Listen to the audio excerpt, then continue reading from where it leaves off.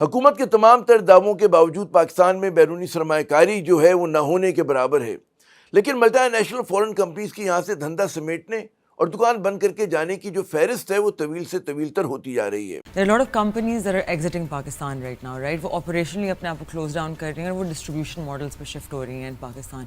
And as you told me earlier, आप ये बहुत सालों से कह रहे हैं, now it's finally happening and you've been warning about this for years. तो पहले please स्लो था, अब ज़्यादा हो गया। ताज़ा तरीन खबर यह है कि अमरीकी कंपनी प्रॉक्टर एंड गैम्बल ने पाकिस्तान में अपने मैन्युफैक्चरिंग और कमर्शियल ऑपरेशंस बंद करने का ऐलान कर दिया है। आप जानते ही होंगे कि कंज्यूमर गुड्स बनाने वाली दुनिया की बड़ी कंपनियों में से एक है। पीएनजी भी कहा जाता है इसे। 10-12 पॉइंट्स ऐसे हैं जो बताने ज़रूरी हैं। सबसे पहला पॉइंट तो ये है कि पॉलिसी की कंसिस्टेंसी, पॉलिसी कंसिस्टेंट नहीं है इकॉनमी की। देखिए, जब तक आप मिसाल तौर पे इकॉनमी को आप एज अ चैलेंज नहीं लेंगे, उस वक्त तक आप इकॉनमी को ठीक नहीं कर सकते। करेगी। कंपनी ने पाकिस्तान में ऑपरेशन बंद करने के फैसले को जो है बैनुल-अक़वामी तंजीम 9 का हिस्सा करार दिया है। लेकिन काबिल गौर बात यह है कि जी बड़ी बैनुल-अक़वामी कंपनियां 25 करोड़ के मुल्क पाकिस्तान को अपनी तंजीम 9 में क्यों शामिल नहीं करती? वो इतनी बड़ी मार्केट से निकलकर क्यों भाग रही हैं? तो हमारे यहाँ कॉस्ट ऑफ डूइंग बिजनेस जो है वो किसी का टैरिफ आ जाता है, कभी किसी का टैरिफ आ जाता है, कोई बढ़ जाता है, कोई कम हो जाता है, गैस का होता है, उसकी वजह से। और इसी में बहुत सारे टैक्सेस हमारे तकरीबन 60% हैं। यानी अगर मैं 100 रुपये कमाऊँगा तो उसके बाद 40 ही मेरे पास बचेंगे, 60 में। अच्छा, 60 भी मैं दे दूँ जिसके अगेंस्ट मुझे कुछ मिल रहा हो, तो मुझे कोई तकलीफ़ ना हो कि भाई मेरी एजुकेशन फ्री हो गई, मेरा सिक्योरिटी फ्री हो गई, मेरी बिजली पानी ये वो सोशल सिक्योरिटी फलाना डेमा। लेकिन मुझे उस 60 रुपये के अगेंस्ट कुछ नहीं मिलता, तो ये मैं उसे समझता हूँ कि मैंने शायद खड्डे में डाल दिया।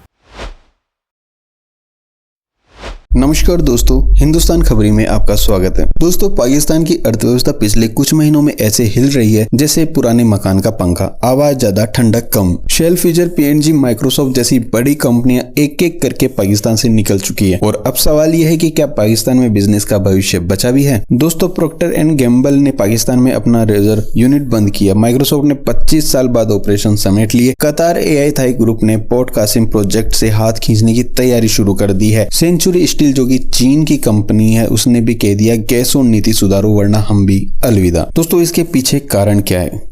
कारण है ऊंचे टैक्स और अचानक बदलती नीतियां, बिजली, गैस और कच्चे माल की भारी किल्लत, डॉलर की कमी, बैंकिंग सिस्टम में एलसी संकट और ऊपर से राजनीतिक अस्थिरता जो निवेशकों को भी डरा रही है। कहने को तो पाकिस्तान कहता है हम निवेशकों के दोस्त हैं, पर हालात ऐसी है कि दोस्त अब लार्ज सीन भी नहीं दिखा रहा है। लेकिन पाकिस्तान की कहानी यही खत्म नहीं होती है। कहानी में आता है एक ट्विस्ट। जैसे ही सबको लगा कि पाकिस्तान में अब कोई झांकने नहीं आएगा, वहीं से अमेरिका के पूर्व राष्ट्रपति डोनाल्ड ट्रंप ने नया कार्ड खेल दिया। सितंबर 2025 में इस्लामाबाद में हुई बैठक में ट्रंप ने कहा कि अमेरिकी कंपनियों को पाकिस्तान के ऊर्जा, कृषि और खनिज क्षेत्र में निवेश करना चाहिए। उन्होंने इसे दोनों देशों के लिए बड़ा अवसर बताया। रिपोर्ट्स के मुताबिक ट्रंप ने ट्वीट कर कहा, हम पाकिस्तान के साथ मिलकर तेल भंडारों ऊर्जा साझेदारी पर काम करेंगे। और यह बयान तब आया जब दुनिया की बाकी कंपनियां वहां से निकल रही थी, यानी जब सबको दिख रहा था दरवाजा बाहर की ओर खुला है, ट्रंप बोले भाई अंदर चलो, यहाँ सोना गड़ा है। दोस्तों, आर्थिक विशेषज्ञों का कहना है कि ट्रंप का यह कदम अमेरिका की तेल और गैस लॉबी को पाकिस्तान में नया बाजार देने की कोशिश है। लेकिन सवाल अब भी वही है,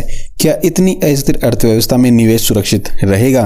एक तरफ कंपनियां कह रही है हम निकल रहे हैं, दूसरी तरफ ट्रंप कह रहे हैं हम घुस रहे हैं। शायद ये पाकिस्तान की असली कहानी है, जहां अर्थव्यवस्था गिर रही है पर उम्मीद अब भी ट्वीट्स पर जिंदा है।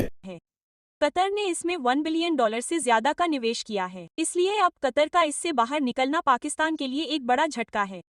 सवाल ये है कि वो क्यों जाना चाहते हैं। पाकिस्तान के साथ हमेशा पैसे या पैसे की कमी की वजह से ऐसा होता है। पोर्ट कासिम पाकिस्तान के पावर बोर्ड को बिजली बेचता है, लेकिन बदले में उन्हें पैसे नहीं मिल रहे हैं। अधिकारी बिल चुकाने में देरी की शिकायत कर रहे हैं। हालात इतने खराब हैं कि प्लांट के अधिकारियों ने सप्लाई रोकने की धमकी दी है और ऐसे में कतर का फैसला हैरान करने वाला नहीं है।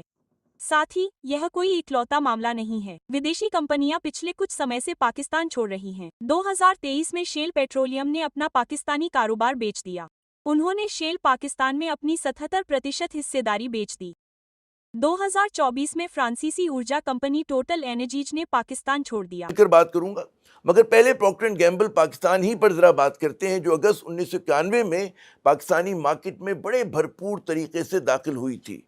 हब में साबुन बनाने के कारखाने से लेकर पोर्ट कासिम में डिटर्जेंट प्लांट के क़याम तक ये कंपनी तेज़ी के साथ पाकिस्तान में फैली थी, और इसकी जो मकबूल और घर घर इस्तेमाल होने वाली प्रोडक्ट्स हैं उसमें ज़ाहिर है कि वॉशिंग पाउडर जो एरियल है उसका नाम सर फहरिस्त है, फिर पेंटीन जो है और हेड एंड शोल्डर शैम्पूज़ हैं, ये दोनों बहुत बड़े ब्रांड हैं। ओरल बी है, पैम्पर्स हैं, ऑलवेज हैं, ये तमाम वो प्रोडक्ट्स हैं जिसको आप कहते हैं ना कि हर घर में पाकिस्तान के तकरीबन किसी न किसी घर में इस्तेमाल हो रही हैं। इस कंपनी का पाकिस्तान से यूँ निकल जाना जो है यकीनन पाकिस्तान में बैरूनी सरमायाकारी के हवाले से इंतहाई जो है मनफी पैगाम। उन्होंने अपनी 50% हिस्सेदारी एक कमोडिटी ट्रेडर को बेच दी और इस साल माइक्रोसॉफ्ट ने भी पाकिस्तान छोड़ दिया। उन्होंने देश में अपना आखिरी ऑफिस भी 25 साल बाद बंद कर दिया।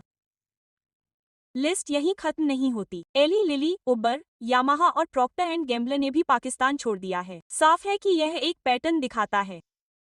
लेकिन इस कॉर्पोरेट पलायन की वजह क्या है और पाकिस्तान इस पर क्या कर रहा है?